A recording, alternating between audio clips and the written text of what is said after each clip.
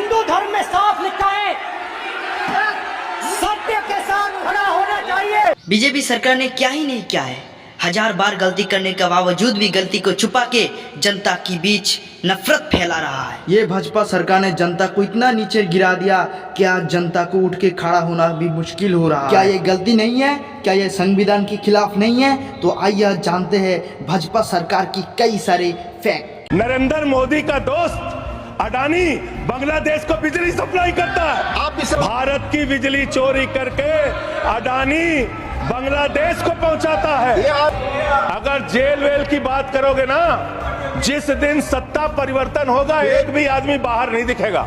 ऐसी बातें मत करो। आपस में बात नहीं। गाय काटने वाली कंपनी से चंदा लेने वाले लोग मेरे ऊपर सवाल उठा रहे हैं, सोच रहे हैं इनसे डर के चुपचाप बैठ जाएंगे। एक बात याद रखना, ये देश बाबा साहब के संविधान से चलेगा, किसी मोदी और अमित शाह के फरमान से नहीं चलेगा।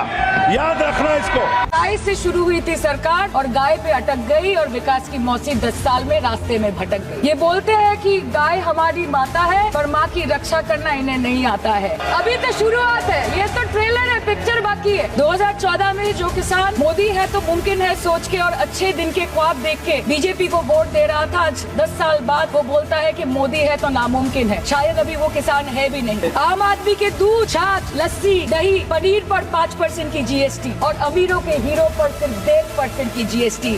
सरकार उनको रिलीफ नहीं देती है जो विदेश में जाके मिल्क शेक और लाते की चुस्कियां लगाते हैं। ये सरकार उनको रिलीफ नहीं देती जो आम आदमी 2 पैकेट दूध खरीदने से पहले 10 बार सोचता है। समय चला गया तो साधना नहीं होगी, अगर भक्त रूठ गए तो आराधना नहीं होगी। और 3 से 303 से 240 के आंकड़े बोलते हैं कि इस बार जो आप चले गए तो दोबारा लौटने की संभावना नहीं होगी।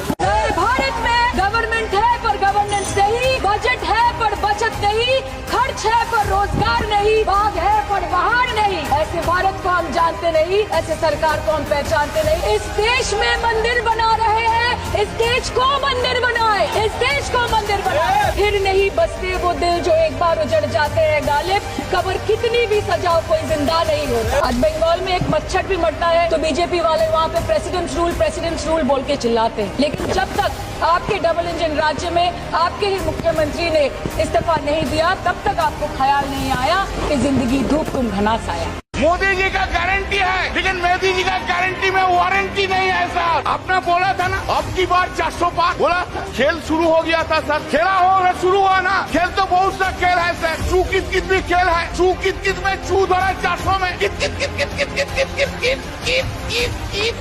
कित कित कितना हुआ 240। वो गेम में भी हारा गया। हम तो आपको ही देख रहे हैं, हम किसी को नहीं देख रहे। एक बार देखने से साइड से आपको ही देख सर। हम नहीं, आप आपसे ज्यादा स्मार्ट इधर कोई नहीं है, कोई जेंटलमैन नहीं है जो उनको छोड़ के आपको देखेंगे। गुड एक्ट्रेस भी आया लेकिन उनको नहीं देखता है, आपको ही देखता है सर। आपको सिर्फ आप ही है आप अंदर में। क्या नरेंद्र मोदी ने पार्लियामेंट को नॉमिनेट किया या पार्लियामेंट ने नरेंद्र मोदी को प्रधानमंत्री बनाया? बताइए। 81 के एक्ट को नहीं मानते सर। 2 ही तो सेंट्रल यूनिवर्सिटी है मुसलमानों के। 1,80,000 आप ही के सरकार के दौर में मुसलमान हायर एजुकेशन निकल गए। आप अलीगढ़ मुस्लिम से छीनना चाह रहे हैं। नरेंद्र मोदी इस मुल्क में तारीख लिखना चाहते हैं। क्या तारीख लिखना चाहते हैं? कि मैंने इस देश को, गांधी अंबेडकर के देश को मैंने हिंदू राष्ट्र बना दिया। मैं जिम्मेदारी के साथ कह रहा हूं कि भारत के प्रधानमंत्री और उनकी सरकार भारत के मुसलमानों से उनकी शनाख्त को छीनना चाहते हैं। ख्वाजा अजमेरी के आस्थाने पर चादर बिछाइए, मगर आप जो चादर मुझसे छीनना चाह रहे हैं मेरी मस्जिद है, आप हर मस्जिद को छीनना चाहते हैं। आप बताइए 17 करोड़ मुसलमानों को क्या पैगाम दे रहे हैं आप कि आप हर मस्जिद को छीन लेंगे मुझसे? फिर मेरा वजूद किस माने रखता है? आज मुल्क के 17 करोड़ मुसलमान भारत के वजीर आजम पर एतमाद भरोसा नहीं करते, बिल्कुल नहीं करते। बता रहा हूं, खुल के कह रहा हूं। केवल एक प्रश्न का जवाब ओवैसी साहब दे दें कि बाबर को वो आक्रमणकारी मानते हैं या नहीं मानते?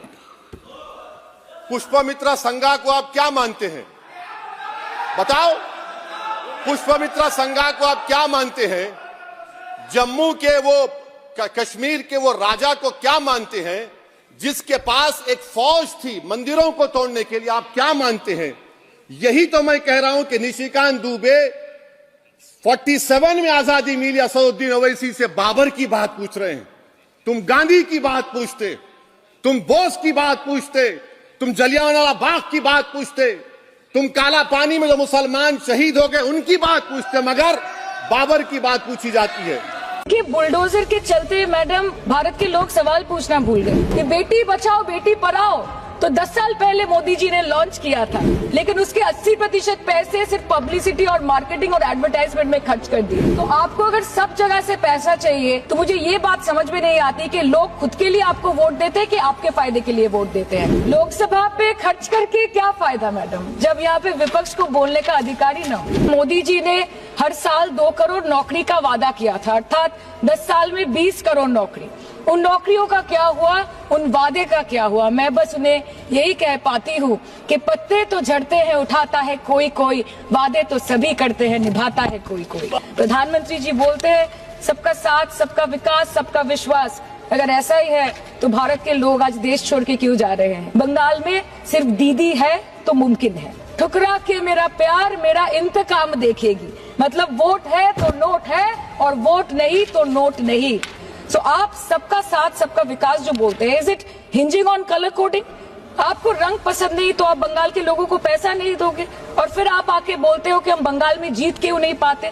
Ma'am, this is the reason, this step motherly attitude, जिसके लिए बंगाल के लोग हर बार इनको बड़े बड़े रसगुल्ला खिलाकर वापस दिल्ली भेज देते हैं। एक ऐसा देश है, गरीब अगर लोन लेता है उसके लिए दूसरे नियम। अगर एक गरीब आदमी 1 लाख का लोन लेता है, 50,000 का लोन लेता है, तो उसके घर बैंक के अधिकारी पहुंच जाते हैं, कॉलर पकड़ के उससे बैंक का लोन वापस लेते हैं। दूसरे तरफ ऐसा होता है कि अगर 5,000 करोड़ 10,000 करोड़ का कोई लोन लेता है तो उसका हाथ पकड़ के विदेशों में भेज दिया जाता है। तो मुझे भी ये लगता है कि लोन 1 लाख 2 लाख का ना लेके 1-2 करोड़ का, लाख करोड़ का लोन लो, फिर उसमें छूटाने की भी जरूरत नहीं पड़ेगी और सरकार भी हाथ पकड़ के बाहर लेके जाएगी। कैसे एक भारत श्रेष्ठ भारत बना पाएंगे हम? आप कहते हैं एक भारत श्रेष्ठ भारत, एक भारत बनेगा कैसे? अगर मैं रोजगार के पक्ष में बात करूं तो मोदी जी ने कहा था कि 2 करोड़ के आसपास रोजगार देंगे। रोजगार कहा गया?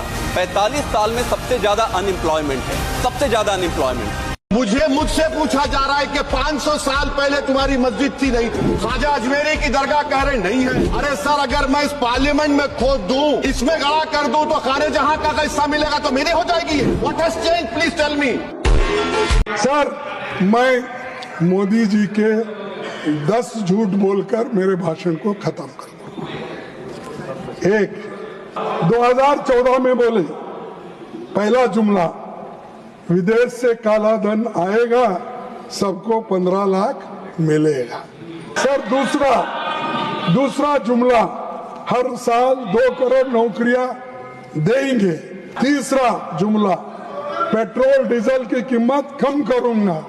चौथा जुमला तक उन्होंने 2022 में बोला मैं गंगा पूरा क्लीन करूंगा, साफ करूंगा।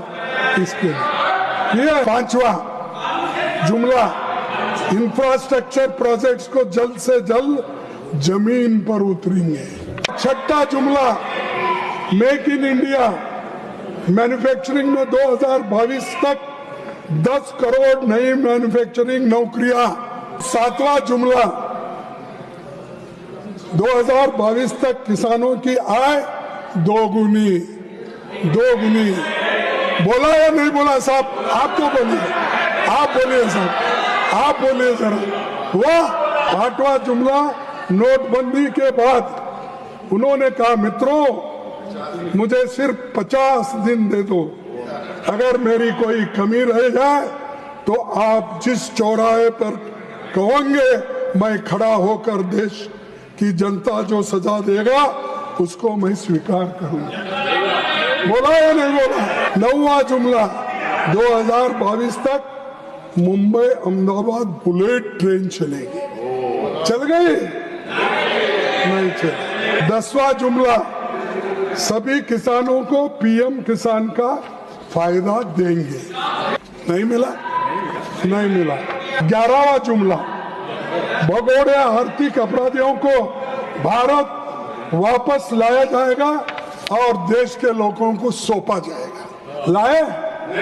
नहीं सर, ये 11 झूठे मेन है बता रहा हूं मैं।